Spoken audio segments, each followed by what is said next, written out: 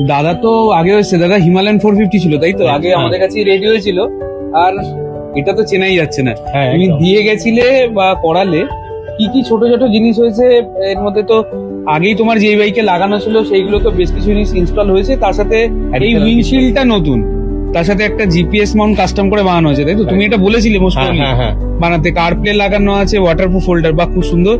নাকেল গার্ডটাও গাছটা নতুন, নতুন, কেমন লাগছে নাকেল গার্ডটা? দারুণ লাগছে। যাক, তার সাথে খুব ভালো একটা জিনিস যেটা রেড রুস্টার পারফরমেন্স এক্সস্ট, যেটা আড়ির জন্য সব থেকে ভালো হয় বেসিক্যালি, স্টেনলেস স্টিলের, আর ওতে রাস্টও পড়ে না। তার সাথে তো বিএস এর তোমার কেরিয়ার ব্যাকরেস্ট আছে। তোমার ওপিনিয়ন যে শুভ, কেমন লাগলো গাড়িটা রেডি হয়ে, কেমন তোমার আমার ফিডব্যাক? তো একদম দারুণ লেগেছে গাড়ি। হ্যাঁ, আমি নিজের গাড়িকে নিজেই এখন আমি চিনতে পারছি না, এত সুন্দর হয়েছে। মানে- thanks to you and your team.